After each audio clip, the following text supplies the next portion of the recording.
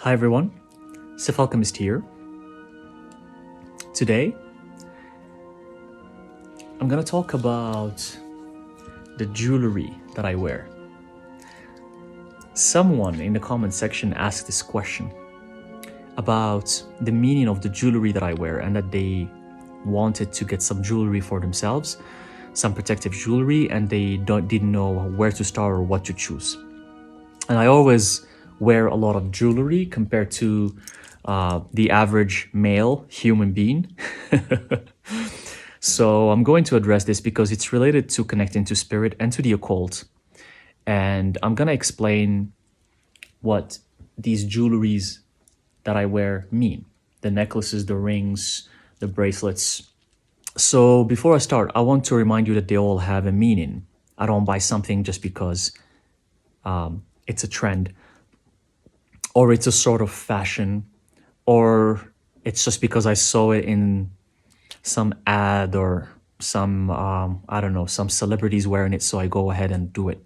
I never do any of that. And the same way for my clothing, I never do any of that. I used to do that. I used to do that when I used to be a normal human, because I'm I'm not someone who's born spiritual, who was born just an alchemist and a mage. I had to acquire it. I had to actually awaken it within me and then work on myself and study and research and learn in order to become where I am and who I am today. But before, I used to be a normal human. I'm not one of these people who look like they're 20-year-old and they claim that they're already enlightened, that they were born from the womb, from the belly of their moms, they were already enlightened and spiritual. I'm not that. I was a normal person, very normal, for decades and decades. I was different. I was weird. I was a weird person. I was very different. I was the black sheep of the family. I always had different thoughts, different ideas. I always saw things from different perspectives. Even my peers used to tell me so, my colleagues, my bosses at work, my teachers back in university. Everyone would tell me, you think very differently. You always think outside of the box. You always have these different thoughts, these weird thoughts, something that's different from what everybody thinks about. And this is a criteria that I had since I was young, which made me not have so many friends when I was young. I had few friends and they were very close to me, and that's about it. But there was a certain point in my life where I had a lot of friends and I knew a lot of people. So I tried that too. I tried that extroverted thing. So it's like I went from being introverted to becoming extroverted to becoming balanced and becoming who I really am. I went through all of those phases. I was in the normal society, operating as a 9-to-5er, got a degree from a renowned university, I got many diplomas, I speak 5 languages, and all of that, side of being intellectual and being well-rounded and all of that. I've done all of that. And I was climbing the corporate ladder for years. So I was not born into a shaman family, and I grew up being a teenager at 13, 14-year-old, seeing my mom and my dad doing ayahuasca ceremonies and going to, I didn't do any of that, trust me. So me being this is a 180 complete transformation from how I was raised or when I was young or even in the first decades of my life. It's completely different. So how did I go from just being normal to wearing so many jewelry? I remember it's something that's connected to a past life, for sure. The reason why is because when I was young, I used to wear jewelry, but very, very, very few. For example, I would have like a silver necklace. And this is me being a teenager. I was 15, 16-year-old, and I was wearing a necklace. And all of my friends or my classmates, no one would be wearing a necklace, but it's like a simple, normal necklace, It's a silver necklace. It's not very thick. It's not very thin. It's like medium size. And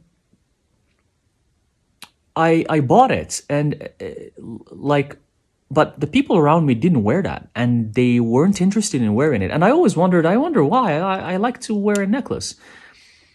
And then later on in my early 20s, I started wearing rings as well. Like I'm into rings. I don't know why. So it started kind of just with intuition.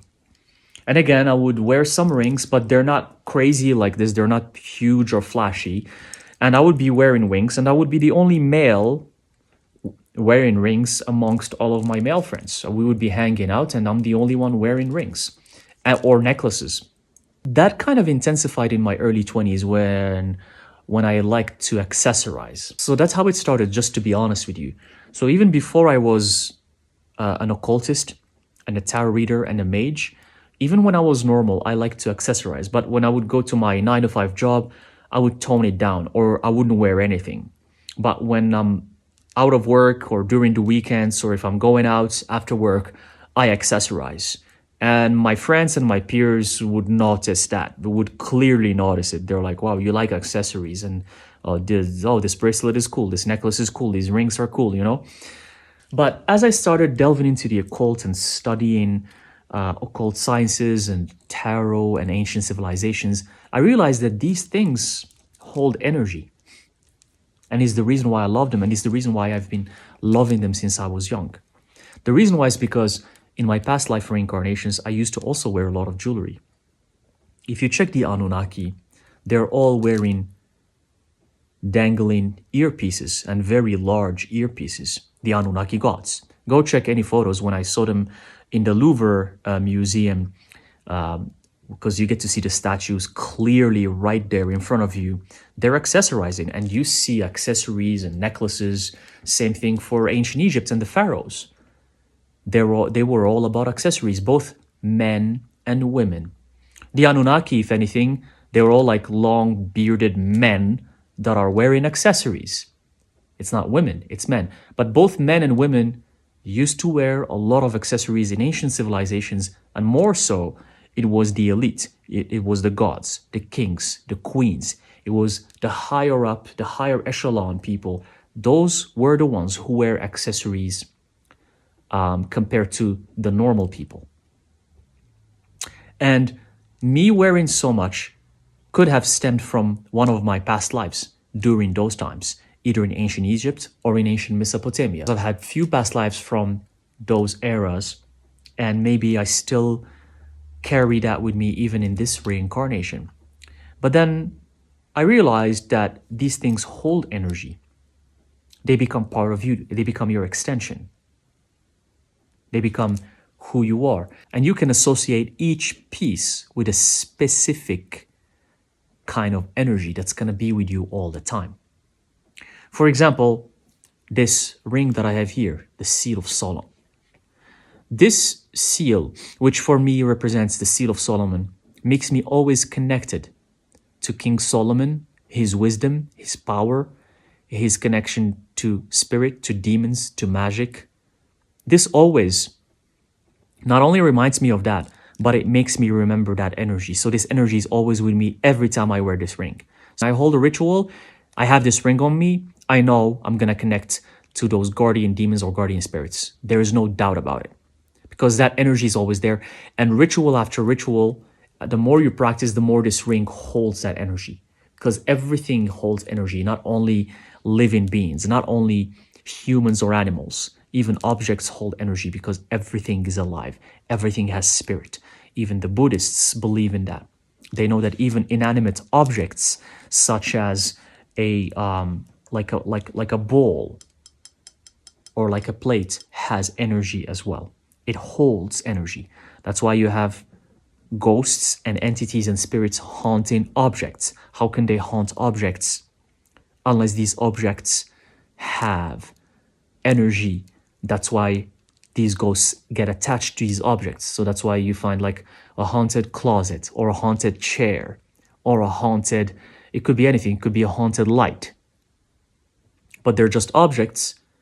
But because they hold energy, when you become also energy in the spirit realm, you can attach yourself to that energy.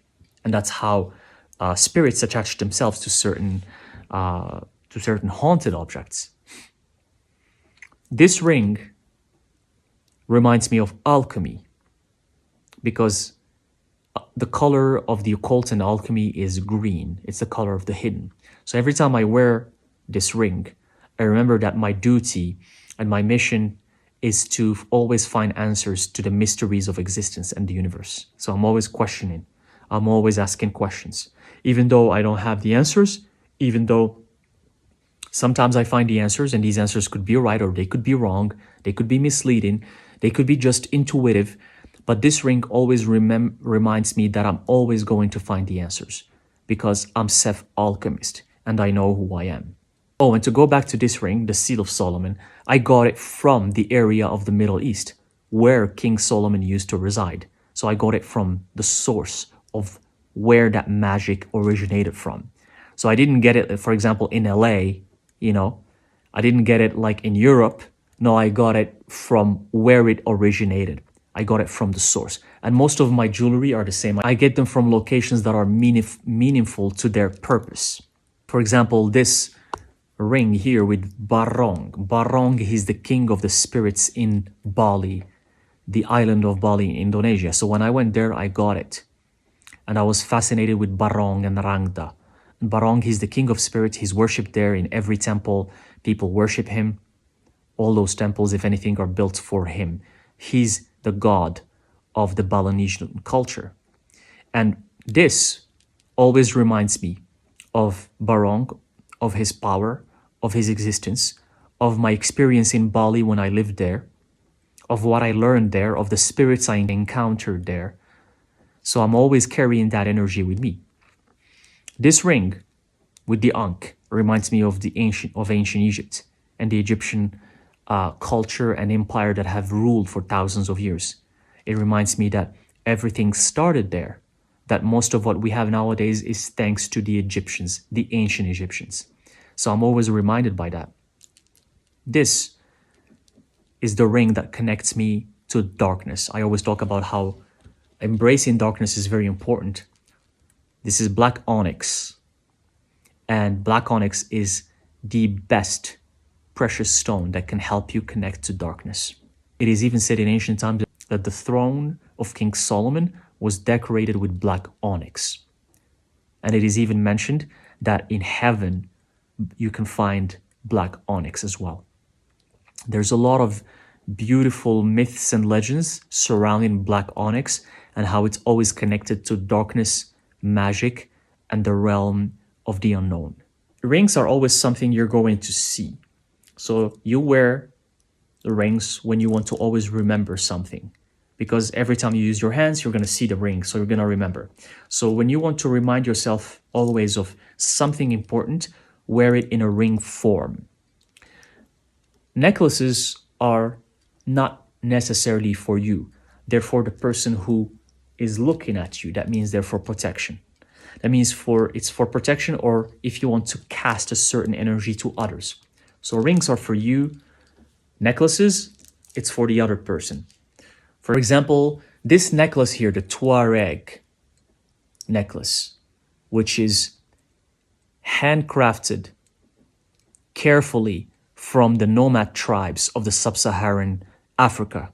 I had one that I bought first, and it was with me for like almost a decade. It was much smaller than this one, but I lost it. It was stolen from me. And I talked about it before in this channel.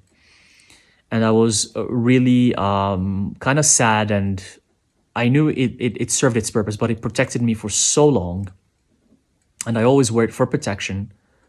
I know it guides me, it protects me, because these designs, they exist in different form and shapes for each nomad tribe in the sub-Saharan deserts. For each tribe, they have a different design, and depending on the tribe. And each shape can help you locate yourself in the deserts. So each tribe, based on the designs they use, they know where they are in the desert based on this shape. So this is kind of like a compass. It's like an ancient compass used by the nomads in the desert. So the first time I bought the first version of this one that was stolen, the smaller one, it was smaller and even thinner. This one is much thicker. The first one that was smaller and thinner, when I saw it, I just bought it. I knew I had to buy it. And for protective jewelry, that's how it works. When you see it, you don't think twice. You know you need to get it. Same thing for all of these rings and this. That's how I got them. I didn't think twice. Like when I saw this ring, I knew I had to get it. I wasn't thinking. I knew I had to get it right away. Same thing for this. So the first one I got, it was so dear to me, and I wore it for almost a decade, and it was protecting me, and it was so charged with protective energy that help you repel evil eye, repel jealousy or harm from other people that comes your way. It's like a shield. That energy comes here and then it leaves you. It doesn't stay with you. So when that one was stolen, I even made a video about it. I was very disappointed and I was sad even because it was one of my favorite pieces of jewelry, and it still is. And then I kid you not, literally 3 months after that, I was walking in the street and I even forgot about the fact that I lost something similar to this. And that there was this store that had this in the display window. And it was just there, staring at me. It's much bigger, it's much thicker and sturdier. So it is much stronger than the first version I had. But you know what's funny? It's identical to the first one. It's exactly the same one. Exactly the same one. And again, they exist in different forms and shapes. But the one that found me again is the exact one. It's like a new reincarnation of the old one. Just to tell you that nothing is random. Everything is precise and calculated by the universe. So when I saw it, of course I knew it was mine. Of course I knew it. So I went ahead and I bought it right away. And it became the replacement of the old one. So again, it's giving me protection. So the things that you wear, they're always protecting you. So this one here, it's made from the horn of a bull, this material here, and it was made by a shaman, a true shaman, an actual magician. And he made it by hand, and it came with a set with the earrings. And for me, I use it to remind myself of the connection to the physical reality, connection to earth, connection to the earth elements, so I can keep myself grounded all the time. So when people see it, the energy is grounding. So it's intimidation. It gives a sort of fear or intimidation to the people who see it. So if someone, let's say, just as an example, if someone was intending to harm me or to scam me or to come tell me something that's not appropriate, they're going to see this and they're going to think twice, because this thing has an intimidating energy about it, and it's made from the horn of a bull, and the bull is very strong, and it can knock you off. If you're on his way, the bull can knock you off. So everything has a meaning, everything has a story. I'm not going to talk about every piece of jewelry, but the most prominent ones. This one, this beautiful piece, this is silver, and this is lapis lazuli. And this piece of jewelry is the ultimate piece that tells people, if I'm wearing this, the intention of this piece is to tell the other people that I'm the mage, that you're talking to Thyself Alchemist, who is the mage. Lapis lazuli in ancient Egypt was such a precious stone that it was even more precious than gold itself. Pharaohs and rich people in ancient Egypt were obsessed with lapis lazuli. It was rare, and only the wealthy and the elite used lapis lazuli. It was such a precious stone. And they used it to decorate their sarcophaguses, their thrones, their castles, or where they lived. And this is silver. Silver helps me connect to the moon energy, because in alchemy, the moon is a representation of the divine feminine energy depicted with the silver metal. So moon, divine feminine energy, is silver. So here silver is mixed with lapis lazuli. So we have the moon, the magic of the moon, the darkness, and the precious stone from ancient Egypt, which has the wisdom and the knowledge and the magic of ancient Egypt. So this combo portrays to the other people who look at it that I'm Thyself Alchemist, I'm the mage, and that I practice my craft. And for bracelets are about support. When I wear them, I feel supported. I feel like I have support from the energies of the universe. For example, this beautiful bracelet here.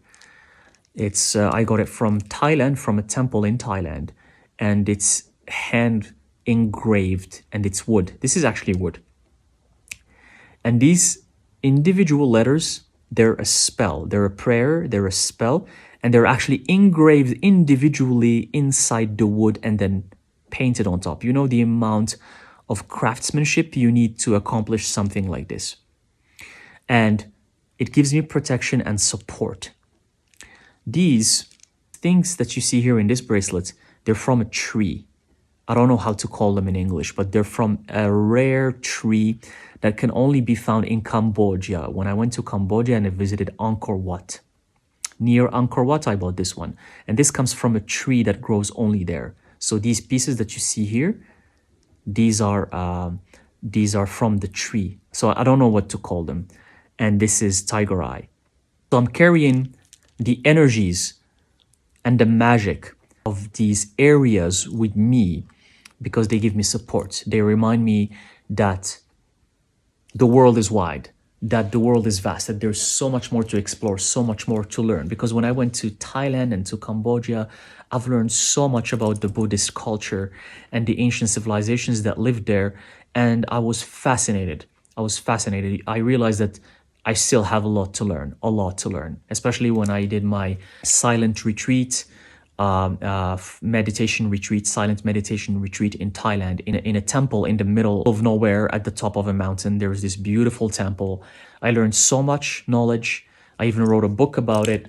It's in my Alchemist store called The Temple Within.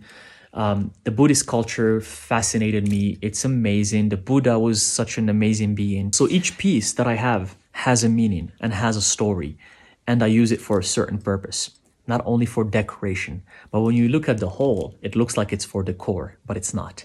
It seems like I'm just putting this as a decoration piece, as decoration pieces. But every single thing has a meaning, just like how everything is in the universe. Everything has a meaning, even though things look random, but they're not. Everything has a meaning. Even this scarf that I'm wearing on top, it has a meaning too. This headpiece has a meaning because I'm protecting my crown chakra. I'm not letting it always open in the air. If I want to connect fully to spirit, then I'm going to remove this and it's going to be even stronger. But I'm always protecting my crown chakra in this area because it's the most important area for spiritual growth and in any spiritual journey. That's why you always see ancient sages and mages, most of them, even nowadays, they're always covering their heads, always. And if it's not a turban, if it's not a headpiece, then it's a lot of hair. Everything has a meaning, everything. Even the earrings have a meaning as well. Because it's also something that people see you from. Unlike the necklaces that is in front, the earrings are from the side. People can see you from either the right side or the left side. So you can use this for protection as well. If you're not wearing anything, then it's kind of like, and you're a practitioner and your energy is very strong and you connect to spirit and you don't wear anything, that then you're kind of like open. It's okay to be open to spirit. It's okay. As I mentioned in my other reading where there was this woman who's naked in the card depicted in the tarot card who's naked. And I said, guys, don't go and be naked because protect yourself. You're still living on earth in the physical reality. It's the same. It's okay to not wear anything and just to be okay with it. But I do that when I'm by myself. When I'm by myself, I don't wear anything because I'm by myself and I know there's no harm around me. But when you're outside there, out in the world, you need to know how to protect yourself and to protect your energy, especially if you're a gifted one, especially if your energy is very strong, if it's very powerful, especially if you're a practitioner. And that's why I'm wearing my jewelry, especially in my readings, because I know these readings get seen by thousands of people all around the world. So I should protect myself. And you should as well, if you choose to. And one last thing, to get these jewelries, to buy them, don't try to mimic me or mimic what's out there or just go find what's trendy. Let the jewelry find you. If you intend on them to find you, they're going to find you. Just like this piece here that found me. I was just walking like without it, I wasn't even thinking about buying jewelry or anything. Let the jewelry find you, and you will know when it finds you, you will know it. You will have this kind of feeling in your heart. You will know, I need to have that necklace. I need to have that ring. I just know that I need to have it. I don't know why. When you have that feeling, that's when you know that piece of jewelry is meant for either your protection or your support or your manifestation or something like that. That's also what a talisman means. When people wear talismans, because these can be considered as talismans as well, because talismans are always charged with energy. That's what a talisman is. So you will know when you find the right piece for you. Let it find you. Don't go look for it. But first of all, intend to find it. Okay? I hope this helps. Thank you very much for watching. And let me know in the comment section if you have any questions about protective jewelry. And if you wear some, if you have some, and share with me in the comment section your own experience. Thank you very much.